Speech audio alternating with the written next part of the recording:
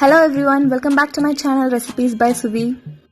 இன்னைக்கு நாம பார்க்க போற ரெசிபி everyone's favorite சூப்பரான ஒரு ஸ்வீட் ரெசிபி ரசகுல்லா. இது எப்படி பண்றதுன்னு வாங்க பார்க்கலாம்.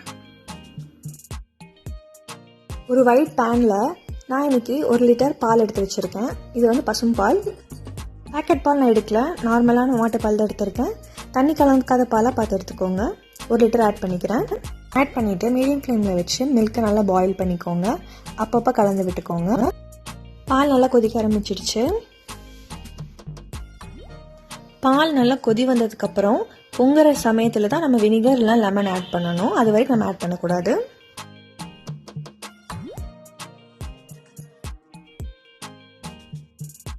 பால் நல்லா கொதிச்சு பொங்கு வர ஆரம்பிச்சிடுச்சு.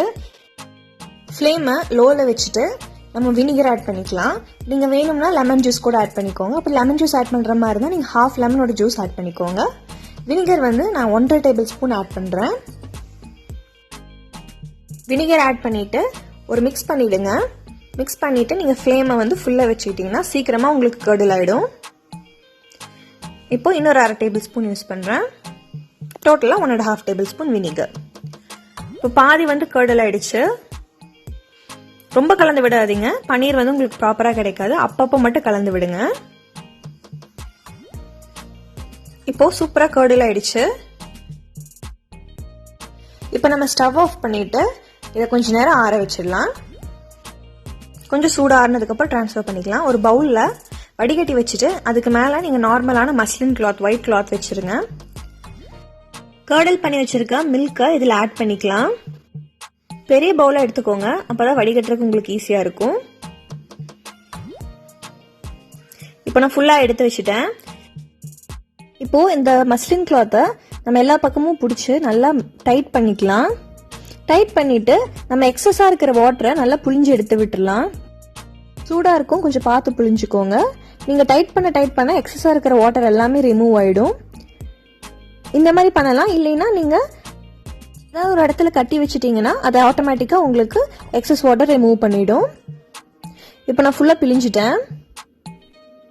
இன்னுமே கொஞ்சம் வாட்டர் இருக்குது. ஸோ அதனால் என்ன பண்ண போகிறேன்னா ஒரு பவுலில் வடிகட்டி வச்சு இந்த மஸ்லின் கிளாத்தை மேலே வச்சுடுவேன். இப்படி வச்சிட்டிங்கன்னா உங்களுக்கு எக்ஸஸாக இருக்கிற வாட்டர் எல்லாமே உங்களுக்கு ஆட்டோமேட்டிக்காக ரிமூவ் ஆகிடும். இப்போது 1 hour ஆகிடுச்சு. இப்போ பாருங்கள், வாட்டர் சுத்தமாக இல்லை, கம்ப்ளீட்டாக ட்ரை ஆகிடுச்சு.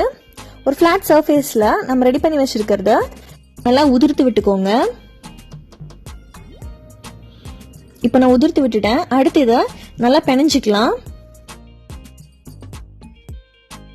பிணையிறப்போ நான் காமிக்கிறேன் பாருங்க. அந்த இடத்த வச்சு நீங்கள் அழுத்தி ப்ரெஸ் பண்ணி நீங்கள் பண்ணுறப்போ எந்த ஒரு கிரானுவல்ஸுமே இருக்காது. ரொம்ப சாஃப்டான பேஸ்ட் மாதிரி இருக்கணும். அட் த சேம் டைம் உங்களுக்கு டோ ஃபார்மேஷன் கிடைக்கிற அளவுக்கு பக்குவத்தில் இருக்கணும். நீங்கள் நீட் பண்ண நல்லா சாஃப்டாக கிடைக்கும். 5 to 7 minutes மேலே நீட் பண்ண வேண்டாம். அப்போ தான் உங்களுக்கு கரெக்டாக இருக்கும். நீங்கள் ரொம்ப நீட் பண்ணீங்கன்னா ரசகுல்லாஸ் வந்து கொஞ்சம் ரப்பரியாக இருக்கும். அதனால நீங்கள் ஒரு 5 to 7 minutes மேலே நீங்கள் நீட் பண்ண வேண்டாம்.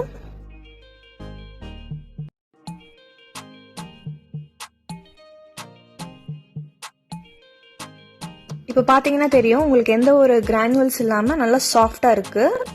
இப்போ நம்ம இது ஒரு பால் மாதிரி உருட்டிக்கலாம். உருட்டுறதுக்கப்புறம் நீளமாக நீங்கள் இந்த மாதிரி ரோல் பண்ணிக்கோங்க. ரோல் பண்ணதுக்கப்புறம் நீங்கள் ஒரு கத்தி இல்லைனா ஒரு கட்டரை வச்சு நீங்கள் வந்து டிவைட் பண்ணிக்கோங்க. நான் ஈக்குவல் பீசஸாக டிவைட் பண்ணியிருக்கேன். எனக்கு 12 பீசஸ் கிடைச்சிருக்கு.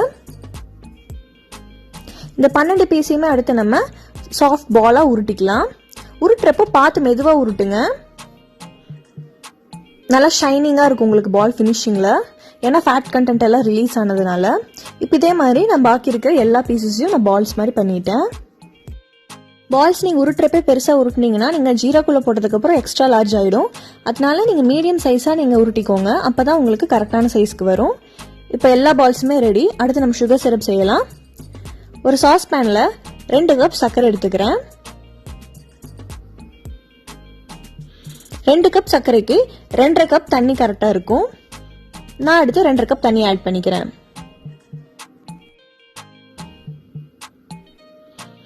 நீங்கள் தேவைப்பட்டா இப்போ காடமம்ஸ் கொஞ்சம் ஆட் பண்ணிக்கலாம். எனக்கு ஏலக்காயோட ஸ்மெல் பிடிக்காததுனால நான் ஏலக்காய் ஆட் பண்ணல. நீங்கள் வேணும்னா ஆட் பண்ணிக்கோங்க.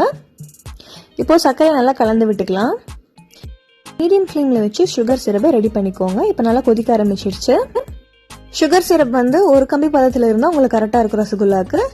இப்போது ஃபுல் ஃப்ளேமில் வச்சுட்டு நீங்கள் ரெடி பண்ணி வச்சுருக்கிறத ஒன்று ஒன்றா ஆட் பண்ணிக்கோங்க.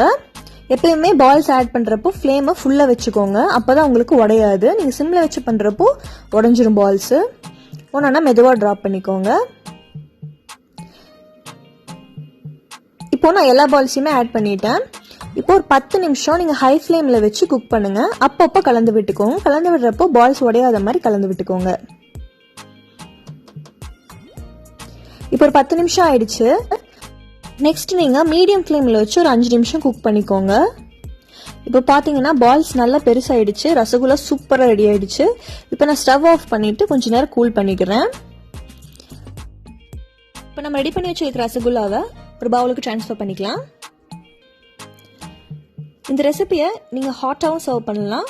நீங்கள் இல்லைன்னா ஃப்ரிட்ஜில் ரெஃப்ரிஜரேட் பண்ணிவிட்டு நீங்கள் சில்லுன்னு சர்வ் பண்ணுங்கள்.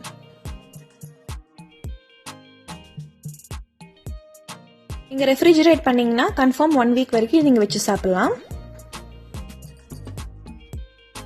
ரசகுல்லாஸ்குள்ளே எவ்வளோ ஜீரா இருக்குன்னு பாருங்கள்.